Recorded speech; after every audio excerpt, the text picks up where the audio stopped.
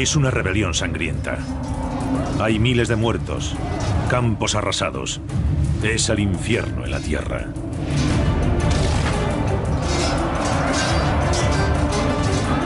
Los rebeldes son un pueblo de tribus de diferentes etnias, los galos. Suadalid es el primer general que fue capaz de unirlas, Vercingetorix.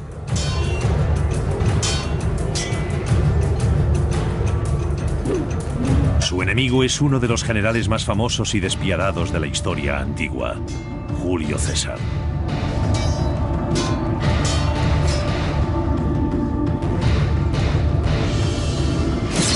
Los romanos llevan 100 años oprimiendo con brutalidad a los galos. Había llegado la hora del desquite. Se prepara el escenario para una de las mayores confrontaciones militares de la historia. Una batalla de maravillas tecnológicas que pone a prueba la astucia y los recursos de ambos generales. Y que dará forma a Europa en los siglos venideros. Y garantizará el futuro de un imperio. Es el año 52 a.C. Julio César ha dirigido durante 6 años una campaña brutal. Su objetivo es conquistar las tierras conocidas como la Galia, para convertirla en una provincia romana.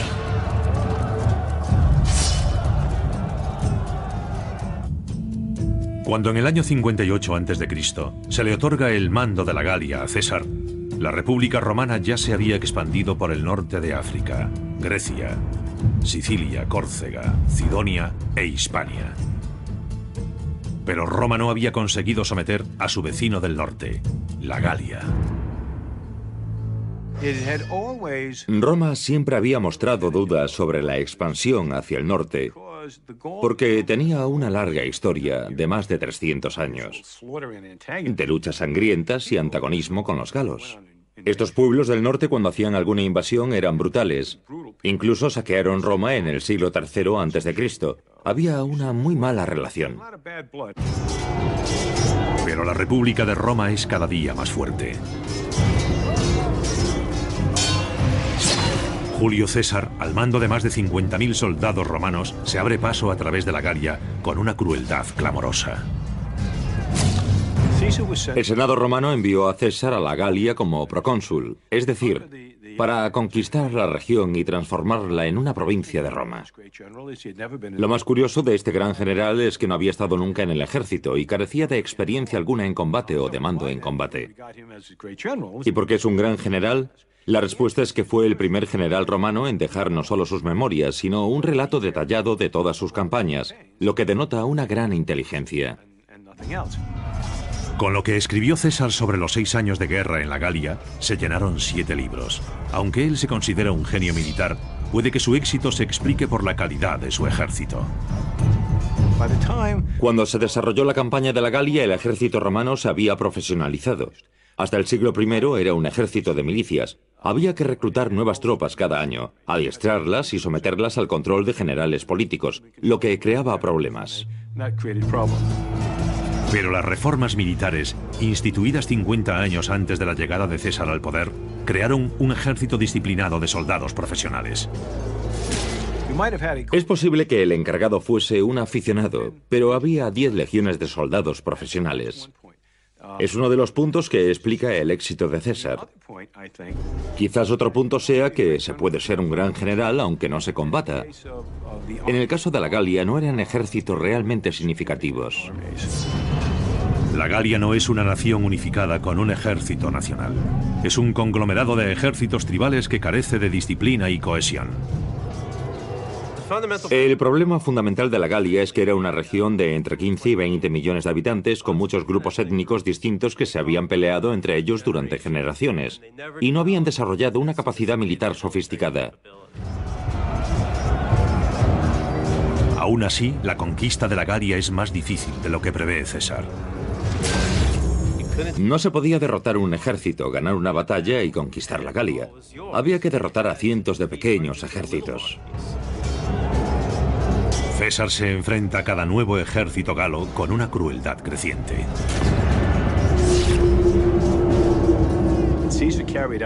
César cometió carnicerías horrendas como producto de la típica brutalidad romana de imponer o bien la amistad de Roma o el terror de Roma.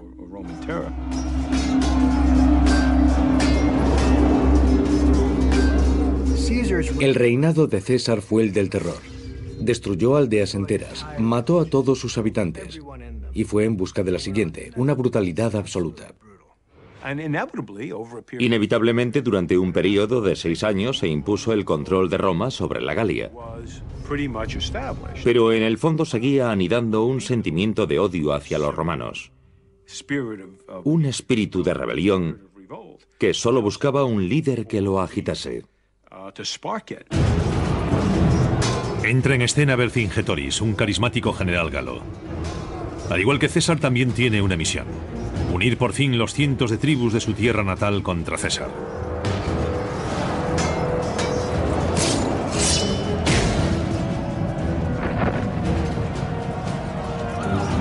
Vercingétorix es un rival digno de César. De joven se había adiestrado y peleado al lado de las legiones romanas. Vercingétorix había sido jinete del ejército de César en las anteriores guerras gálicas. Sabe cómo funciona el ejército romano. Conoce sus puntos fuertes y sus puntos débiles. Es el tipo adecuado para hacerle frente a César. Vercingétorix estaba convencido de que podía ser el momento justo, la gran oportunidad de los galos. No era su tribu o la otra, era todo el mundo. Creía que podía encender la chispa con un ataque triunfal contra los romanos, y que de ese modo, por primera vez, las principales tribus galas unirían sus fuerzas para combatir la opresión romana, derrotar a César y expulsar a los romanos. Eso era lo que había pensado. Su plan para provocar a César tiene éxito. Vercingétorix ataca con más de 70.000 soldados la ciudad romana de Orleans y le da a César una dosis de su propia medicina. Se lanzó sobre ella como un león sobre un conejo, quemó la ciudad y asesinó a todo el mundo. Los galos masacran a más de 5.000 hombres, mujeres y niños. Vercingétorix envía a César un mensaje claro: los galos no tolerarán más la brutalidad del general romano. Esa fue la chispa de la revuelta. Fue un hecho señalado que impulsó a los galos a luchar contra Roma. Era la intención de un buen estratega que tuvo éxito. Para Vercingétorix ya no hay vuelta atrás.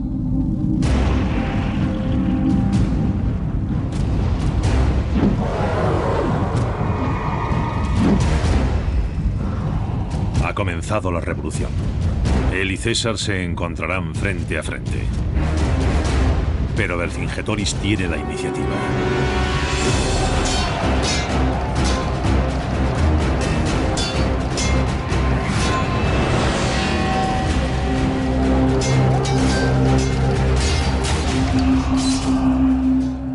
Pronto consigue más victorias, cuenta con el apoyo de un ejército enorme y lo dirige bien. De repente ese hombre es imparable. A pesar de superar a los romanos en número, Vercingétorix sabe que su ejército, grande pero desorganizado, perdería en una batalla directa y abierta contra el ejército altamente profesionalizado de César. Así que su estrategia consiste en atacar a César con pequeñas incursiones, con una guerra de guerrillas, hasta infligirle tanto daño que los romanos se vean obligados a retirarse a Roma. Su política es la de acosar a los romanos, impedir que se hagan con comida, causarles dolores de cabeza. Para mantener a las tropas romanas en vilo, Vercingétorix hace algo que tendrá una gran repercusión en la historia militar. Convence a los galos para que quemen sus aldeas, sus cosechas, sus campos. Es una estrategia conocida como tierra quemada. Lo quemaban todo. Las ciudades, las aldeas, los campos, todo. En otras palabras, no dejaban nada con lo que pudiese sobrevivir el ejército romano.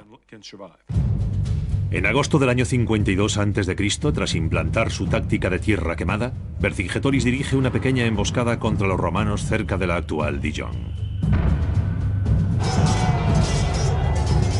El arma favorita de los galos es la espada ancha. Tiene una hoja pesada de hierro diseñada para aplastar con la fuerza bruta. El soldado romano porta una espada corta, de 66 centímetros de largo y 6 de ancho. La espada corta tiene una hoja de acero afilada y se utiliza para apuñalar.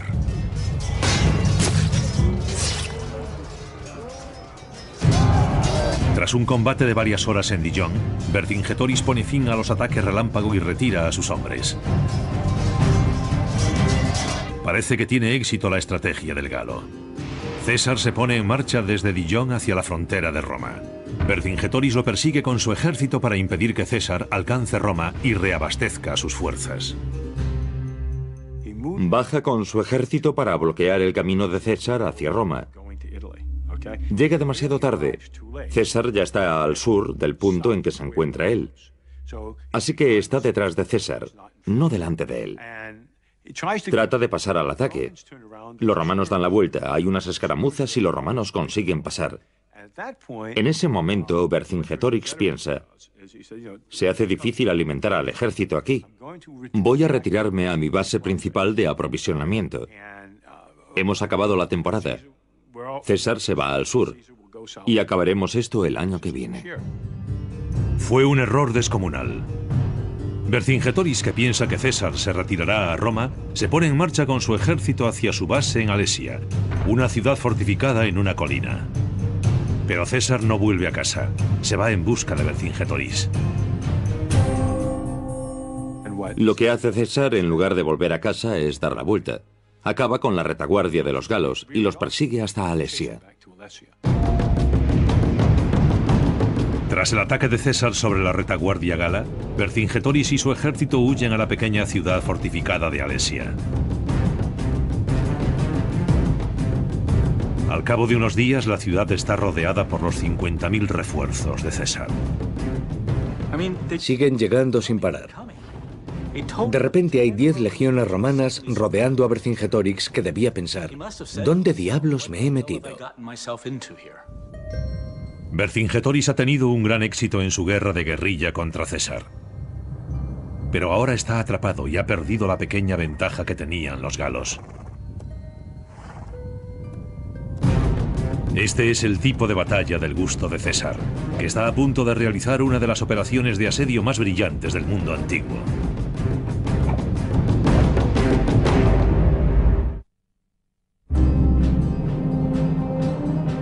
Año 52 a.C., la ciudad de Alesia. El comandante militar romano Julio César, con más de 50.000 soldados, ha atrapado a 70.000 galos con su revolucionario líder Vercingétorix en el interior de la ciudad. Alesia es muy importante porque es un gran cataclismo final. Militarmente es la última ocasión de impedir que los romanos controlen toda la Galia. Alesia es la moderna ciudad de Alise-en-Reine, localizada en la Francia actual. La ciudad tiene unos 7,5 kilómetros de circunferencia, posiblemente rodeada por un pequeño muro de 1,80 metros de alto. Alesia, en la que viven 10.000 mujeres, hombres y niños, se sitúa en una pequeña colina, a unos 500 metros de altura sobre un valle.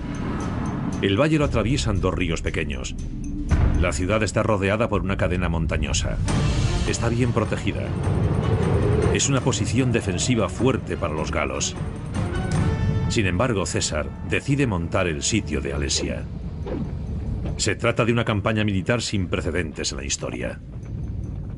La maniobra de asedio creada por César es ingeniosa.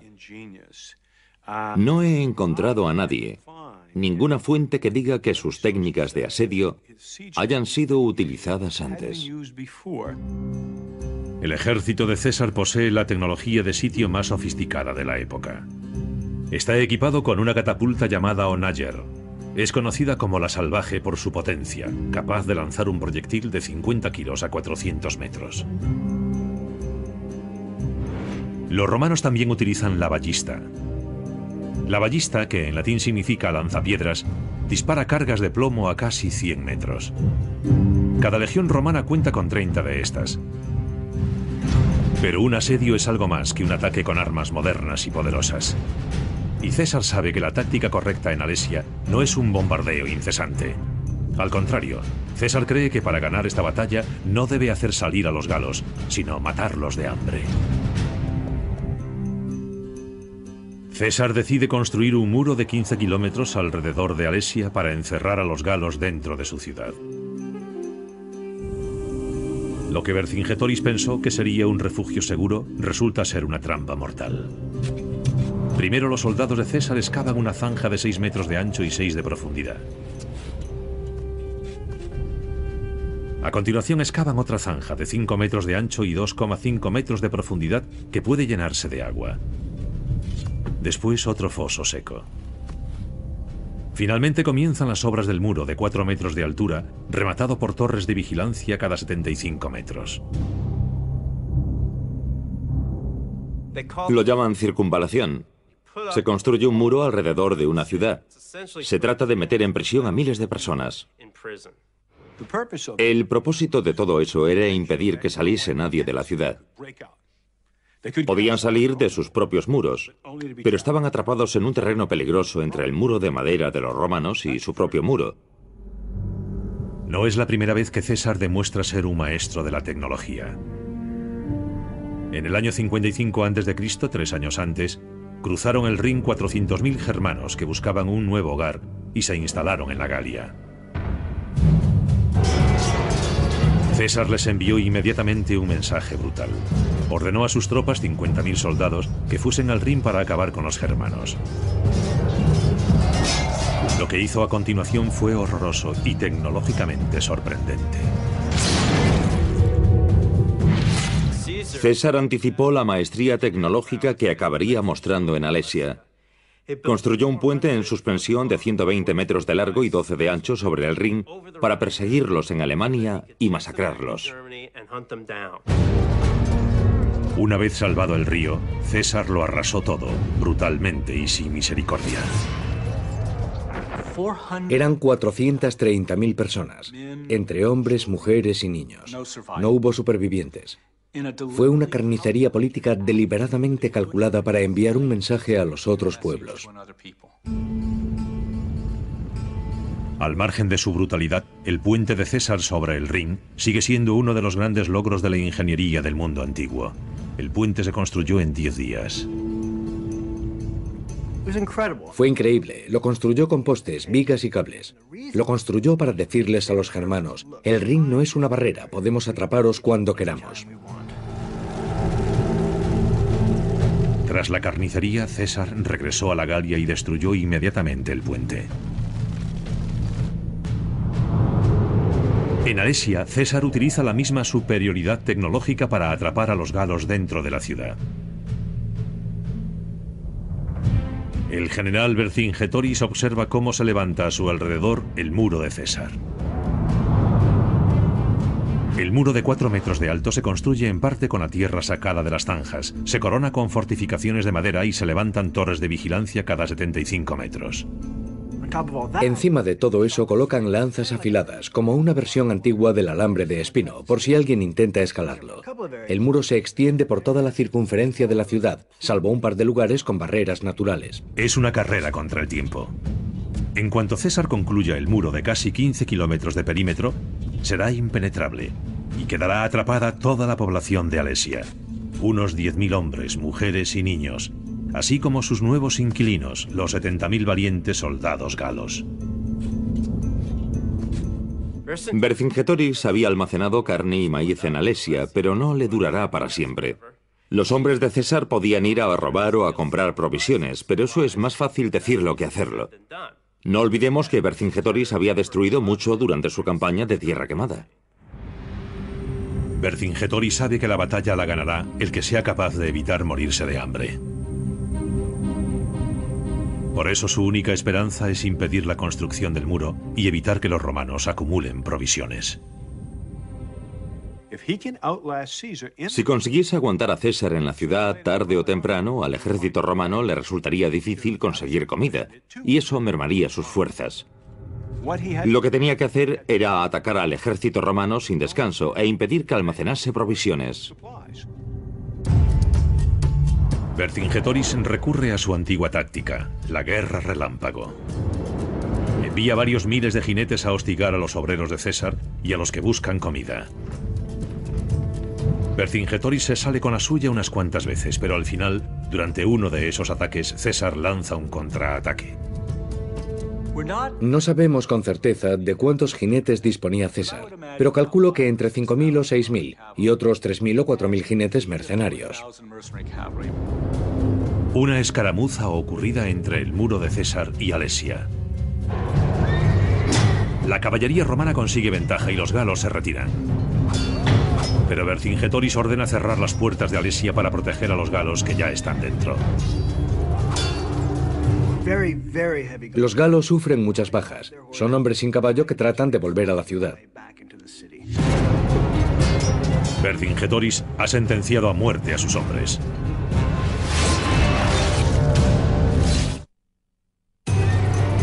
Año 52 a.C. El sitio de Alesia conoce su primer baño de sangre.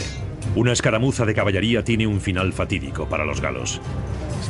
A pesar de vencer en esa pequeña escaramuza, César continúa el asedio. Ordena abrir más zanjas, colocar más dispositivos antipersona y construir más trampas mortales.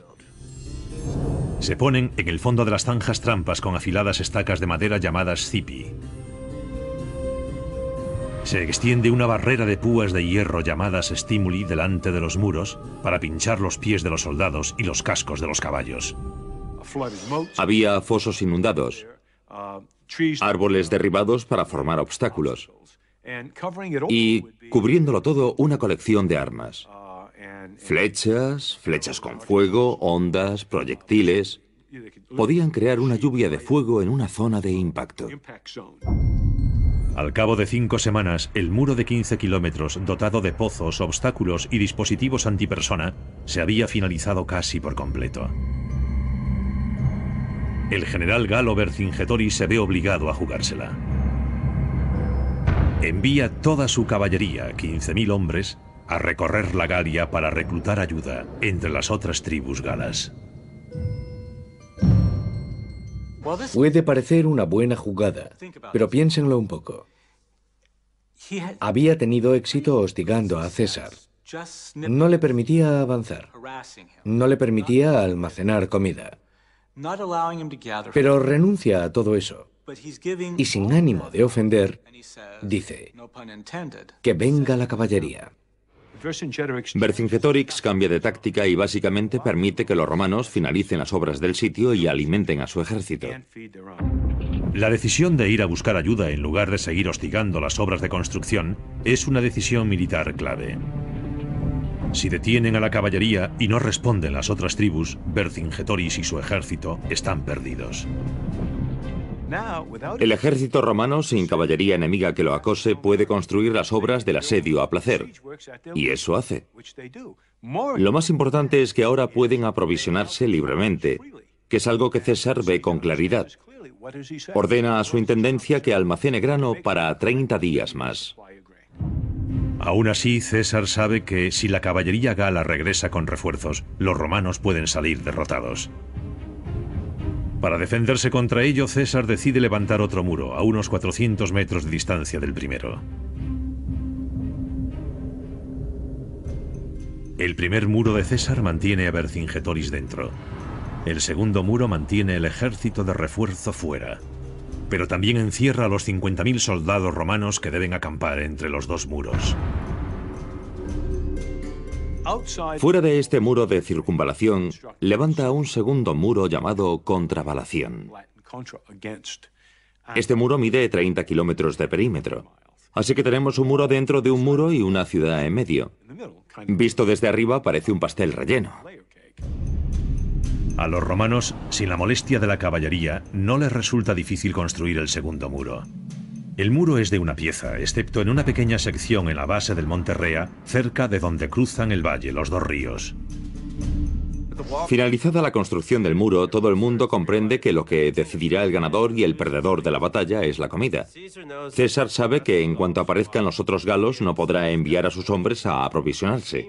Y Vercingetoris, dentro de la ciudad, controla personalmente las raciones de carne y maíz. Estamos en la 7ª semana de asedio. En la ciudad escasean las provisiones, subsisten con la comida que han almacenado antes de ser sitiados. El agua para cerca de las 100.000 mujeres y niños y soldados galos proviene de los pequeños ríos o manantiales. Cuentan que uno de los hombres de Vercingetorix le dijo: comámonos los soldados muertos, los habitantes de la ciudad. Así podremos resistir mucho tiempo.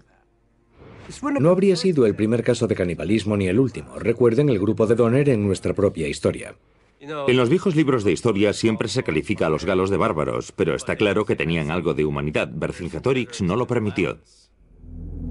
Sabe que hay demasiadas bocas hambrientas que alimentar. Traza un plan que espera que salve las vidas de algunas mujeres y niños. Lo que hizo fue mandarlos al muro romano y decirles: dejad que se vayan, esto no tiene sentido, o convertidlos en esclavos. César rechaza la oferta. Sus hombres están al borde de la hambruna. No hay nada que recoger en la tierra que rodea Alesia por culpa de la estrategia de tierra quemada de Vercingetorix.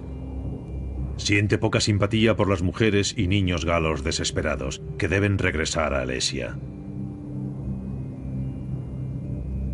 Pero Vercingetorix tampoco quiere recogerlos de nuevo. Se había deshecho de una gran cantidad de personas que ya no debía alimentar. Se negó a abrir las puertas de la ciudad. Así quedó atrapada mucha gente entre el muro exterior y el primer muro romano, donde simplemente dejaron que se muriera de hambre. Hay cerca de 3.000 mujeres y niños atrapados en tierra de nadie, títeres en la lucha de voluntades entre Vercingetorix y César. Estos pobres desgraciados languidecen en una especie de limbo. Están atrapados literalmente en medio de la batalla. No los quiere nadie. Es Vercingetorix el que primero cede en esta lucha de voluntades. Al final se abren las puertas de Alesia y vuelven a entrar los habitantes de la villa. César gana la batalla de voluntades. El líder galo Vercingetorix no consigue transferirle el problema a César, y este logra recordarle a la gente con qué clase de hombre están tratando.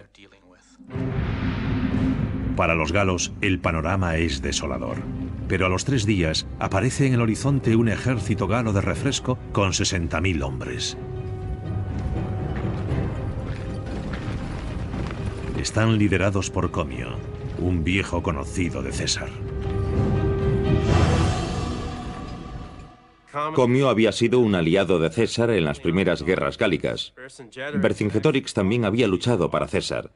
Para César era un acto de traición que estos hombres se enfrentasen a él. Comio no tarda en hacerle saber a César que ha llegado.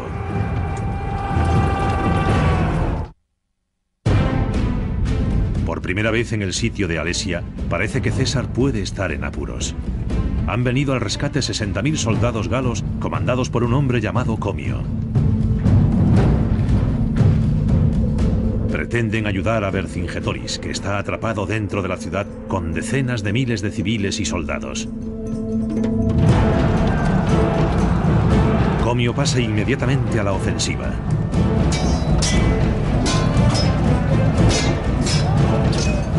Se pone al frente de la infantería y ataca los puestos romanos del exterior. Los galos estaban muy bien organizados.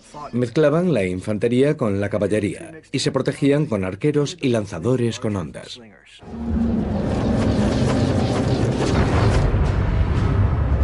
César se ve obligado a enviar 5.000 jinetes a defender el muro, pero lo recibe una lluvia de flechas. Cuando parece que cederán las defensas romanas, César envía refuerzos. Ha elegido el momento justo, y las nuevas tropas rechazan a los galos.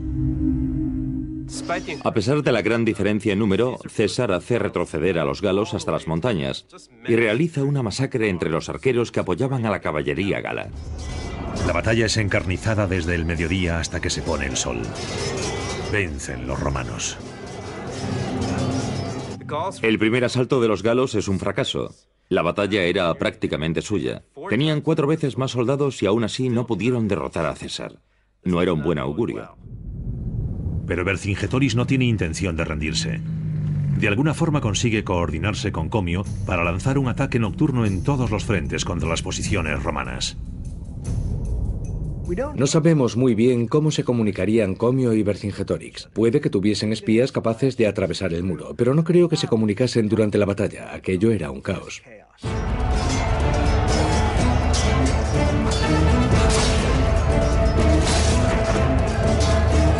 Vercingetorix encabeza un ejército que intenta romper el muro interior.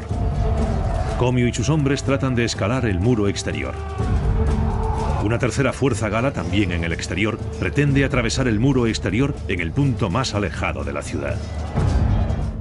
Los galos aprenden, prueban con tácticas diferentes. Esta vez cuentan con la protección de la noche. Tienen escaleras y ganchos para escalar los muros. Por desgracia para los galos, César sigue teniendo las de ganar. Encaramado a la torre de asedio, ve exactamente lo que hacen los galos. Los hombres de César, desde sus atalayas, rechazan fácilmente a los galos. Lanzaban flechas, pero también tenían grandes cantidades de piedras y estacas afiladas. Nada sofisticado, pero a mí no me gustaría que me lanzasen piedras a la cabeza desde 4 metros de alto. Mientras tratas de pasar los fosos y las zanjas, el enemigo no deja de lanzarte piedras. Vercingetorix, atrapado entre los muros, recibe una paliza. En la otra punta de la ciudad, el asedio de César cumple su función. Los pequeños regalos que dejó César, los dispositivos antipersona, eran realmente eficaces.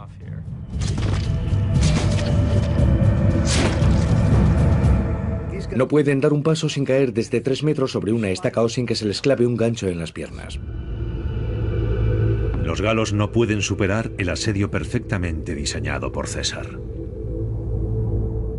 Comio recibe una paliza fuera. Vercingetorix recibe una paliza dentro. Los dispositivos antipersona acaban con los galos a mansalva. Y todos ellos reciben una lluvia constante de flechas y lanzas romanas. Al amanecer se retiran todas las fuerzas galas, tanto dentro como fuera de los muros. César ha vencido una vez más. Esto tuvo que volver locos a Comio y a Vercingetorix. A pesar de contar con el triple de hombres, se pasan el tiempo rellenando las zanjas y muriendo a manos de los romanos. César es como un gran jugador de ajedrez. Al sitiar Alesia y luego construir el segundo muro para rechazar a los galos desde el exterior, ha neutralizado la ventaja numérica que tienen los galos. Es una genialidad. Han pasado 5 días. El hambre hace mella en los galos. Estos, desesperados, tratan de buscar el modo de detener a los romanos. Ya han sufrido 2 derrotas, pero tienen que hacer algo. Dentro de la ciudad, la gente se muere de hambre. Por fin los galos descubren el punto débil en el muro romano exterior al pie del monte Rea. César no puede conectar completamente el muro exterior por culpa del río Ose. Es una brecha que pretende explotar Comio. Lo que hacen es acercarse de noche a ese punto débil situado entre 2 colinas y esconderse en el bosque. A la mañana siguiente atacan. Los hombres de Comio pasan por la brecha en el muro y arrasan a la infantería romana.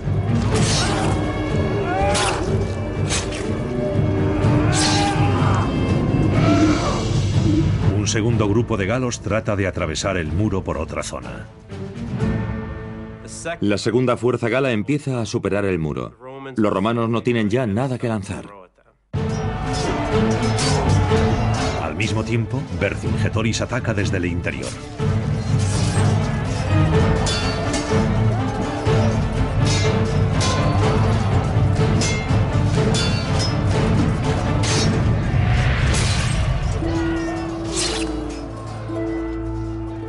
César contempla el ataque galo en los 3 flancos desde su torre de asedio. Los historiadores suelen discutir sobre si César era tan buen estratega, pero lo que hizo en esta batalla final fue como dirigir una orquesta. César decide asignar 3.600 refuerzos a defender la brecha en el muro. Ordenó que la caballería del lado norte actuase como refuerzo para proteger aquel punto débil. Pero al mismo tiempo los galos enviaron otros 20.000 hombres a la brecha del muro. Pero 20.000 hombres no sirven de mucho si hay que hacerlos pasar por un hueco estrecho entre dos ríos, mientras en ambos lados hay campamentos de legionarios y delante un foso y un muro.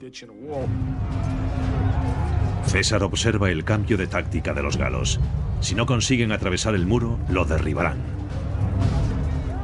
Ahora están junto al muro y empiezan a destruirlo con ganchos, ganchos de hierro especiales para derribar los muros de las ciudades asediadas. Es el mundo al revés por culpa de los muros de César. Normalmente son los conquistadores los que usan los ganchos, no los defensores.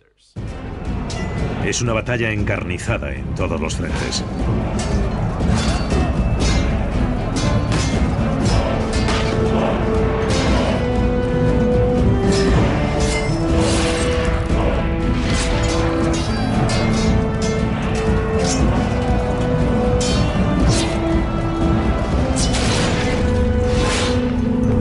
Finalmente, César decide actuar personalmente. Se dirige con otros 2.400 hombres a la batalla.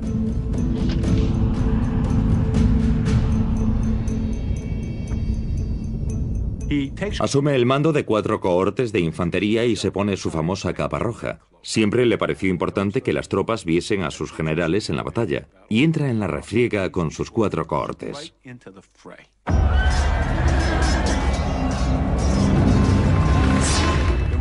Estaba a punto de romperse la línea romana cuando por fin llegó César con los refuerzos.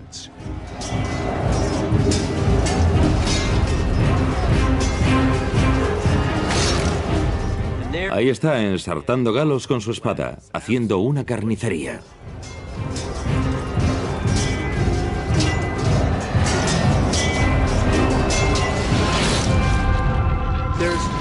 Hay una gran diferencia entre un general que dice «al ataque» y otro que dice «seguidme, muchachos».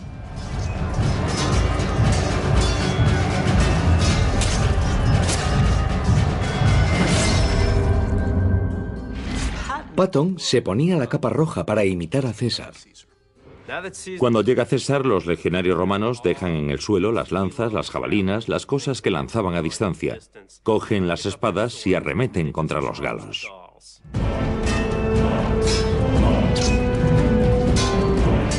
César tiene la iniciativa y no piensa cejar en su empeño.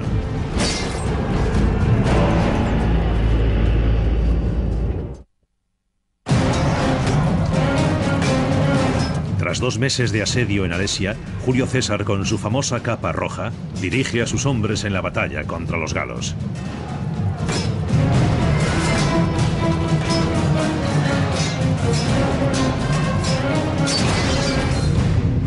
Dicen que las líneas romanas estaban al borde de la ruptura, hasta que llegó el propio César en el último minuto con el refuerzo de 4 cohortes, lo que aumentó la moral de los romanos, porque vieron a su general luchando a su lado con la capa roja.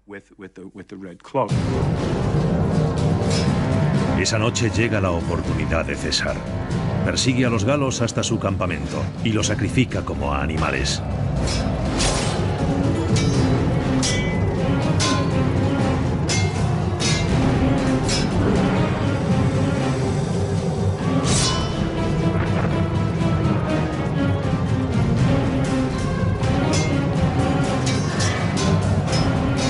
A pesar de que la derrota es inevitable, Vercingetorix sigue luchando.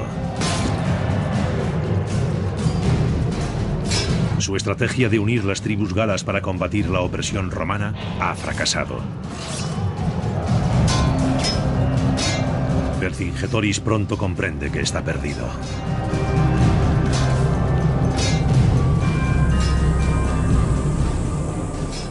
La derrota es un mensaje de desesperanza para las otras tribus de la coalición. 1 o 2 días después, una a una, como han hecho tantas veces en el pasado, empiezan a desfilar de regreso a sus dominios tribales.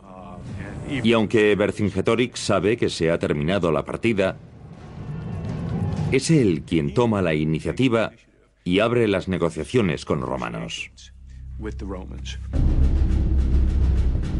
César se había ganado una reputación exterminando tribus enteras. Pero curiosamente, tras esta batalla, decide indultar a los guerreros galos. César fue muy benevolente. No es normal en él, que tiene fama de exterminar tribus enteras. Puede que intuyese que para calmar la insurgencia debía cambiar de táctica. O quizás aprendiese a respetar el espíritu batallador de los galos. Pero fue Vercingetorix el que inició todo esto. Había que dar ejemplo con él.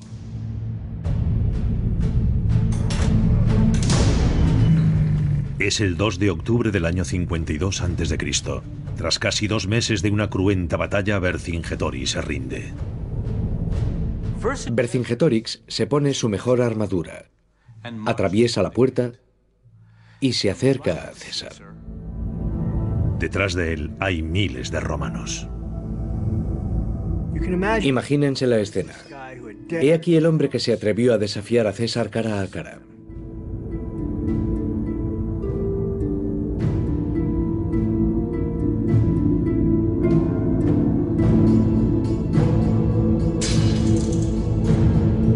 Es un guerrero valiente, pero cometió un error táctico básico.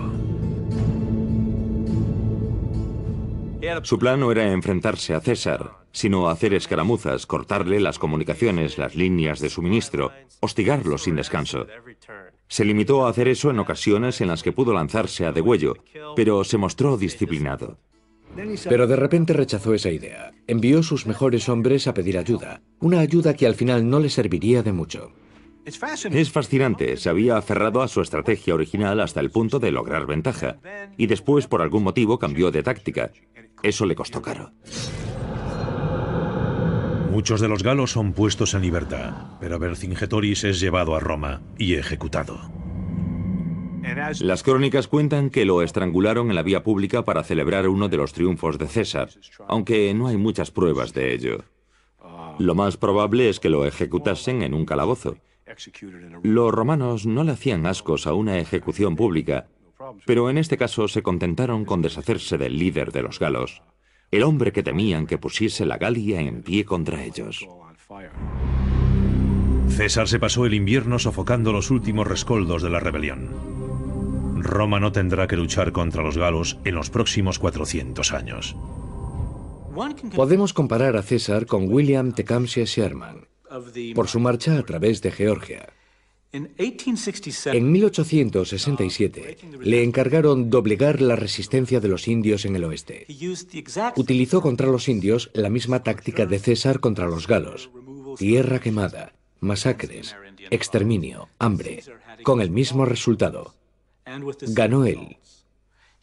Se crearon reservas para los indios y se convirtieron en americanos.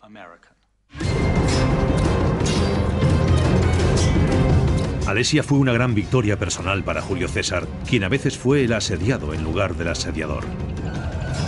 Pero el resultado de la batalla es algo más que material dramático para las memorias de César. A largo plazo, la batalla de Alesia fue una de las cosas más beneficiosas para toda Europa. Lo que hizo fue permitir la romanización de una vasta región, desde el Rin hasta los Pirineos, lo que hoy llamaríamos Europa Occidental.